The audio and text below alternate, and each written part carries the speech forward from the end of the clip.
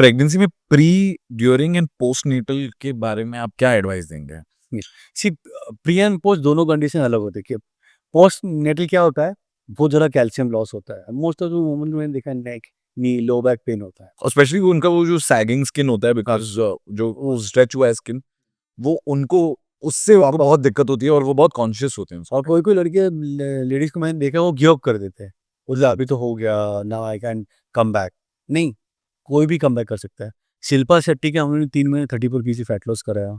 जेनिलिया को मैंने post pregnancy train कराया। There is so many other example I train them and they back to better than before.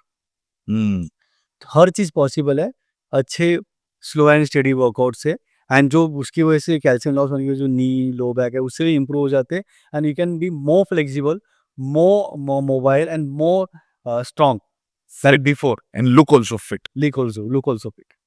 ये सब चीज़ें possible है, जस्ट आपको स्टार्ट करना है, गाइडेंस लेना है अच्छा, हुँ, आपको वेज भी मिलते जाएँगे, हुँ, बहुत सारी चीज़ें अवेलेबल है हर जगह पे, हुँ, सिर्फ ढूँढो उसको हुँ, और उसमें थोड़ा-सा दिमाग लगा के सोचो किसको फॉलो करना है, किसको हुँ, नहीं फॉलो करना हुँ, है and you can achieve all these things.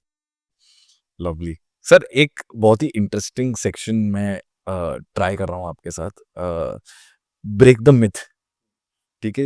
मेरे पास ऐसे कुछ कॉमन मिथ्स हैं, जो फ़िटनेस इंडस्ट्री की हैं, जिसको मैं चाहता हूँ कि आप बहुत ही ब्रीफ में और अच्छे से समझा दें। हुँ। पहला मिथ है कि आप मोटापे को मसल में कन्वर्ट कर सकते हो, फैट इनटू मसल कन्वर्ट कर सकते हो। देखो, फैट सेल्स, मसल सेल्स दोनों डिफरेंट है, इंटरचेंजेबल नहीं है। समझिए यहाँ पे 25 फैट सेल है, ये 25 मसल सेल्स है। जब वो एक्सरसाइज करते हो मसल सेल बढ़ते हैं, फैट सेल डिक्रीज़ होते हैं और वो सेल्स का काउंट वहीं पे है, हुँ, जिसकी वजह से आपको शेप आता है, स्ट्रेंथ बढ़ता है, सब कुछ। लेकिन जैसे ही आप वर्कआउट स्टॉप करोगे और कंटिन्यू स्टॉप ही करोगे और वो रॉन्ग ईटिंग करते रहोगे, फिर से मसल ड्रॉप करोगे, lack of workout and fat बढ़ते जाएगा और शेपलेस हो जाओगे। और बस स्ट्रेंथ, स्टैमिना, टोनिंग सब कुछ चला जाएगा। तो ये इंटरचेंजेबल नहीं है, सिर्फ कम ज़्यादा होते हैं। अगर आप रेगुलर वर्कआउट करें तो कंटिन्यू इंप्रूव होते जाएंगे और फैट बढ़ने से कम ही रहेगा। तो इसको मेंटेन करना है, आपको एक्सरसाइज करना है और अच्छा डाइट करना है। ओके।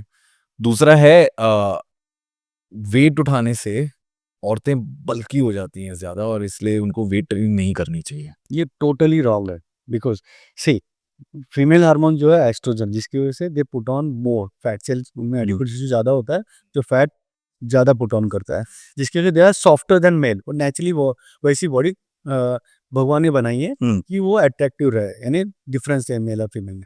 और उसका एडवर्स इफेक्ट क्या होता है उनको, they are prone to injuries hmm, because उनकी बॉडी में टेस्टोस्टेरोन लेवल उतना हाई नहीं है, इसलिए वो मसल पुट ऑन नहीं कर पाते।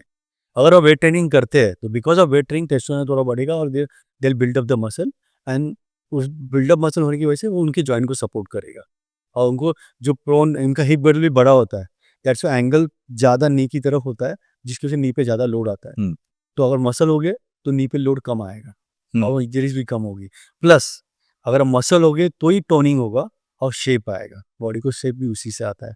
और अगर वो लोग वो नहीं करेंगे, सिर्फ वो उनका हार्मोन जो है उसकी वजह से पुट ऑन ही करते रहेंगे तो शेपलेस हो जाएंगे। हुँ, तो उनको तो मेल से ज़्यादा ज़रूरी है वेट ट्रेनिंग करने की। इनफैक्ट मेल नहीं करेगा तो मतलब उनका उनके अंदर टेस्टोस्टेरोन है जो ऑटोमेटिकली थोड़ा तो बिल्डअप कर लेगा। हुँ, इनके अंदर वो है ही नहीं। हुँ। जो उनको ये वर्कआउट से बिल्ड करना हाँ, पड़ेगा। वर्कआउट से ही बिल्ड करना पड़ेगा। ज़्यादा कार्डियो करने से ज़्यादा वेट लॉस होता है, ये एक और मिथ है। ये टोटली रॉन्ग है बिकॉज़ देखिए कैसे होता है, आप कार्डियो करते हैं आपको उतना शोर नहीं होता है।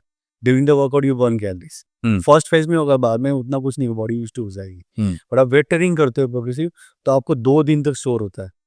तो आपकी बॉडी एक वर्कआउट की वजह से 2 दिन तक कंटिन्यू कैलोरी बर्न कर रही है। वो जो रिकवरी प्रोसेस चल रहा है, जो सोरनेस हो रहा है बॉडी में, उसकी वजह से। तो कहाँ पे ज़्यादा बेनिफिट है आपको? तो बेसिकली अगर आप सिर्फ कार्डियो कर रहे हो तो आपकी कैलोरी बर्निंग उसी समय हो रही है, उससे बाद नहीं हो रही है और वेट ट्रेनिंग में वो रिकवरी पीरियड 2 दिन हो, उसमें भी फैट लॉस हो रहा है। फैट लॉस हो रहा है। प्लस मसल आने की वजह से आपका रेस्टिंग मेटाबॉलिज्म भी बढ़ रहा है। हुँ, क्योंकि मसल मेंटेन करने के लिए बॉडी कंटिन्यू कैलोरी खींचती है, हुँ, यूटिलाइज करती है हुँ, कैलोरीज को to maintain that muscle. Hmm, तो आपका बैठे-बैठे जो बर्निंग कैपेसिटी है, फैट बर्निंग कैपेसिटी वो बढ़ गई because of more muscle, more resting metabolism is higher. Hmm. Yes. एक और मिथ है कि लंबे समय तक वर्कआउट करना, कि जिम में 2 घंटा, ढाई घंटा बिताना बेटर रिजल्ट्स देता है। नहीं, एक्चुअली देखा जाएगा तो टाइम भी मायने रखता है। जैसे मैंने कहा 1 घंटा वॉकिंग कर रहा है, इससे बेसिक रिक्वायरमेंट है ह्यूमन बॉडी और फैट लॉस आपको करना है, तो आपको 2 घंटा करना पड़ेगी, हुँ, ऐसे। उस उन इन जहाँ पे इंटेंसिटी कम है, वहाँ पे टाइम बढ़ जाता हुँ, है, ऐसे है। बट ज़रूरी नहीं है आपको कार्डियो 2 घंटा करने की ज़रूरत ही है।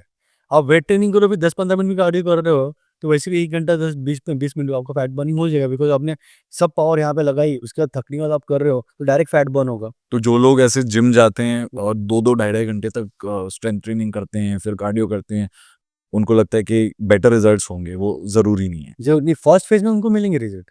हाँ। फर्स्ट में बॉडी एग्ज़ॉस्ट हो रही है तो वो रिएक्ट करेगी। हुँ। बाद में बॉडी यूज़्ड टू हो जाएगी। बाद में आप 2 घंटे से कम वर्कआउट करोगे तो you will start putting on, हुँ। क्योंकि आपकी बॉडी 2 घंटे का फैट बर्न करनी है, आपका स्टैमिना, आपका स्ट्रेंथ उतना बढ़ तो गया। आपने बॉडी को उतना यूज़ टू करा। यूज़्ड टू करे ना, यहाँ पे एब्सोल्यूटली बना लिया बॉडी को 2 घंटे 3 घंटे परफॉर्म करने लायक। हुँ। जैसे कोरियोग्राफर लोग का होता है, हुँ। स्ट्रगलिंग पीरियड में वो लोग 8-8 घंटे डांस वांस करते हैं, सब कुछ करते हैं और सडनली जैसे पैसा आ जाता है या फेमस हो जाते हैं, असिस्टेंट रख लेते हैं। पर उन्होंने बॉडी को स्लो डाउन नहीं किया, यानी हुँ। जहाँ पे वो 6 घंटा डांस कर रहे थे, उनको पहले आना चाहिए 5.5 घंटा, 5 घंटा, 4 घंटा, ऐसे धीरे-धीरे बॉडी को फिर से वापस लाना चाहिए। हुँ। सडनली ज़ीरो नहीं करना चाहिए, you will put on like anything. हुँ। ये रीज़न होता है पुट ऑन करने का बहुत सारी चीज़ों में, कि वो स्लो डाउन नहीं करते बॉडी को, सडनली वो चीज़ को छोड़ देते हैं और ज़ीरो कर देते हैं। हुँ। That is the reason for putting on weight, not exercise छोड़ने की वजह से पुट ऑन हुआ है, किसी चीज़ की वजह से पुट ऑन हुआ। स्पॉट रिडक्शन, बहुत लोग आते हैं कहते हैं कि मुझे पेट कम करना है या मुझे हिप्स से कम करना है, थाइज़ कम करनी है, कि मुझे बस उतना ही कम करना है जिसे हम स्पॉट रिडक्शन कहते हैं। सी स्पॉट्स रिडक्शन ऐसे कहा गया कहा कहते हैं कि साइंटिफिकली स्पॉट्स रिडक्शन नहीं होता, बट स्पेसिफिक जगह पे आप मसल गेन कर सकते हो, हुँ।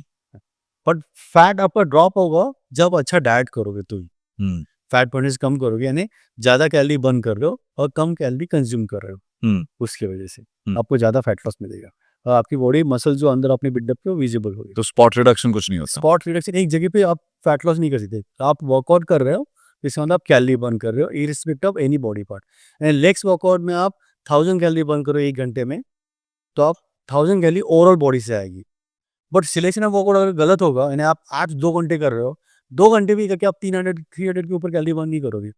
नहीं, 2 घंटा देखिए आपने 300 कैलोरी बर्न किया, वही लेग्स आपने 1 घंटा देखिए 1000 कैलोरी बर्न किया। हुँ। तो where is more fat loss? Legs. Legs में। लेग्स बिकॉज़ कैलोरी तो ओवरऑल बॉडी से ही जाएगा और डिपेंड आपका स्टोर पॉइंट, वीक पॉइंट जहाँ पे वहाँ से कम ज़्यादा परसेंटेज होगा।